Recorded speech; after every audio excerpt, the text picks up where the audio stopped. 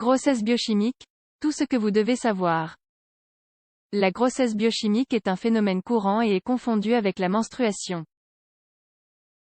Plus qu'une perte, il s'agit d'un des processus mystérieux impliqués dans la préparation du corps à la maternité. La grossesse biochimique, également appelée avortement biochimique ou micro-avortement, est une interruption de la grossesse dès son début. Le test de grossesse est d'abord positif. Et ce, car l'implantation de l'embryon dans l'endomètre active la production de l'hormone β-HCG, gonadotrophine chorionique humaine. Cependant, rien n'apparaîtra dans l'utérus. Et après 1 à 2 semaines, le résultat du test sera cette fois négatif. À quoi est due la grossesse biochimique? Il n'est pas facile de déterminer les causes de la grossesse biochimique, car la menstruation expulse naturellement les restes embryonnaires et rien n'est détecté à l'échographie. Dans tous les cas, les causes pointent fréquemment vers l'état de l'embryon, des altérations génétiques et la mauvaise qualité du sperme ou des ovules. Par ailleurs, il est probable que la grossesse se soit produite en dehors des parois de l'utérus. Soit dit en passant, la grossesse extra-utérine représente la moitié des événements de grossesse biochimique. Entre autres facteurs, il y a le fait que la femme a plus de 35 ans, a des problèmes de thyroïde ou de coagulation sanguine. Les infections dans l'appareil reproducteur féminin, telles que la chlamydia ou la syphilis, sont d'autres facteurs de risque. Parmi les déterminants environnementaux, figurent le tabagisme, l'alcool et les niveaux élevés de stress.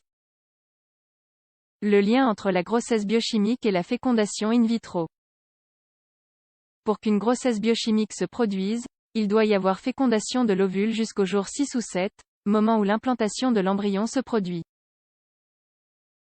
À partir de ce moment, l'hormone β-HCG qui est enregistrée dans les tests de grossesse est synthétisée. Ce que nous venons de décrire se produit à la fois dans une grossesse normale et dans une fécondation in vitro, FIV. Il est à noter que l'incidence de la grossesse biochimique n'augmente pas chez les femmes qui suivent un traitement de fertilité. L'avortement biochimique n'est lié à la FIV que dans 8 à 10% des cas. Il n'est donc pas possible de dire qu'il y a un lien entre les deux processus.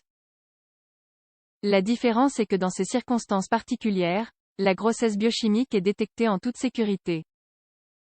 En effet, un couple qui subit une fécondation assistée par un professionnel suit rigoureusement les protocoles de mesure et d'analyse. L'hormone qui marque le début de la grossesse a tendance à doubler toutes les 48 à 72 heures au cours des 12 premières semaines de grossesse.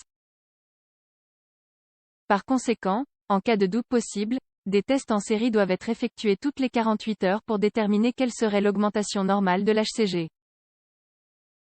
Quels sont les symptômes? Une femme qui ne cherche pas à tomber enceinte ne sait généralement pas qu'elle a subi une grossesse biochimique. Les éventuels symptômes ressentis ont été associés à la menstruation. Quoi qu'il en soit, les symptômes sont généralement les suivants. Douleurs de type menstruel, saignement rouge vif, parfois accompagné de crampes, expulsion d'un caillot une fois la menstruation arrivée. Les saignements vaginaux n'indiquent pas toujours une perte, car il existe également une fausse menstruation au début de la grossesse. Une observation et une attention précoce sont donc impératives pour dissiper tout doute. Est-il possible de concevoir après une grossesse biochimique? Il n'y a aucun obstacle à la conception d'un enfant après une grossesse biochimique. À moins que les raisons qui en sont à l'origine persistent ou dérivent des causes d'avortement spontané. La grossesse biochimique concerne un tiers des femmes. Il convient de préciser que les avortements à répétition, à savoir les pertes consécutives avant la 20e semaine de gestation, ne font pas partie des grossesses biochimiques.